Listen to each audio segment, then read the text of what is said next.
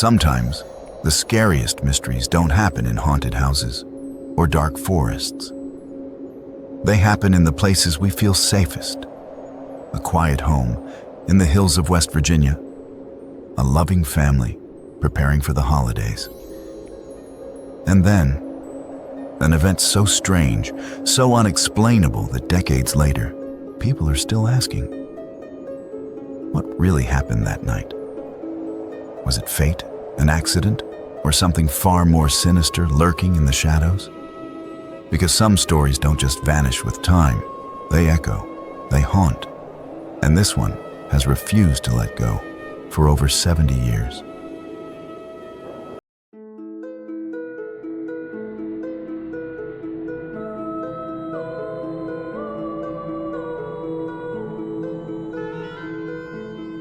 It was the year 1945. The small town of Fayetteville, West Virginia, was alive with the magic of Christmas. Snow dusted the rooftops, shop windows glowed with decorations, and families bustled about, finishing their last-minute shopping. But while the town was busy preparing for the holidays, one family, the Sodders, was about to face a night that would forever change their lives and leave behind one of the most enduring mysteries America has ever seen. The Sodder family lived in a two-story wooden home just outside town. George and Jenny, the parents, were well respected in the community. George, an Italian immigrant, had built a successful trucking business. Together, they raised 10 children. A large, lively household, always filled with chatter, laughter, and the energy of siblings growing up together. On Christmas Eve, 1945, the Sodder house glowed with warmth. The children were excited, staying up late to play with their new toys, whispering about Santa Claus, enjoying the holiday spirit. George and Jenny eventually sent most of the kids to bed, but a few begged to stay up and continue celebrating. It was the kind of ordinary, cozy night every parent remembers. Quiet, safe, full of family love. But sometime after midnight, everything changed. At around 1 a.m., Jenny was startled awake by the sound of the telephone ringing downstairs. She went to answer, only to hear a strange voice on the other end. A woman she didn't recognize, asking for someone Jenny didn't know. Behind the voice, laughter, glasses clinking, the sound of a party. Jenny told the caller they had the wrong number and hung up. At first, she thought nothing of it, just a mistake. But as she returned to bed, she noticed something strange. The lights were still on, the curtains open, the front door unlocked. The children who had stayed up late had not gone to bed as promised. She turned off the lights, closed the curtains, and locked the door before heading back upstairs. Within minutes, she was jolted awake again, this time by the smell of smoke. Jenny rushed to the window and saw flames near George's office. His trucking business paperwork, stored inside the house, was already catching fire. Panicked, she screamed for her husband and for the children. The family woke in chaos. Smoke was filling the home, the heat growing unbearable. George, Jenny, and several of the children managed to escape out the front door. But when they reached safety, horror struck them. 5 of the Sodder children were missing. Maurice, Martha, Louis, Jenny Jr., and little Betty, all between the ages of 5 and 14. Nowhere to be found. Trapped, the parents believed, inside the burning house. Frantic, George tried to re-enter the home, but the staircase had already collapsed.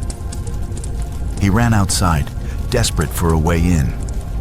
His first thought The ladder he always kept by the side of the house, it was gone. He then tried to move his trucks, hoping to climb on them and reach the upstairs windows. But inexplicably, both trucks refused to start, despite working perfectly the day before. Neighbors began to gather, watching in helpless silence as the Sodder home burned to the ground. Firefighters were called. But because it was Christmas Eve, many were unavailable. The fire brigade didn't arrive until nearly 7 hours later, long after the home had been reduced to smoldering ashes. By dawn, the Sodder house was nothing more than rubble. Authorities quickly concluded that the missing children had perished in the flames. But George and Jenny refused to accept this. Why? Because something about the fire and what came after didn't add up. First, there were no human remains. A fire that lasted only 45 minutes, according to reports, should not have been hot enough to completely destroy bones. Experts later confirmed, even in house fires, recognizable remains are usually found. Yet, in the Sodder home, nothing. No bones, no teeth, no trace. Second, witnesses began reporting strange sightings. A neighbor claimed she saw a man watching the house from the road the night of the fire. Another said she saw the missing children in a car driving away from town as the house burned. And a woman working at a tourist stop miles away later insisted she had served breakfast to 5 children, matching their description. And perhaps most chilling of all, months later, Jenny received a letter. Inside was a photograph of a young man. On the back, writing suggested it was one of her sons, grown older, alive, and possibly being held somewhere. The Sodders became consumed by their search. They put up billboards across highways, pleading for information. They hired private investigators. They even wrote to the FBI, begging for help. J. Edgar Hoover himself replied, saying he was sympathetic. But unless the local police invited the Bureau in, his hands were tied, and the local authorities refused. Why? That question still lingers. Over the years, the Sodders followed countless leads. Some pointed to organized crime, others hinted at family enemies. And there was another layer of tension. George Sodder was outspoken in his criticism of Italian dictator Benito Mussolini. Could political grudges from overseas have reached this quiet town in West Virginia? Every clue seemed to deepen the mystery, not solve it. Theories flourished. Some believed the fire was set deliberately to cover up a kidnapping. The missing ladder, the disabled trucks, the delayed firefighters, all seemed too coincidental.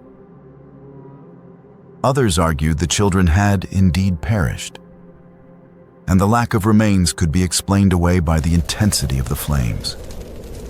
But even scientists have questioned that conclusion.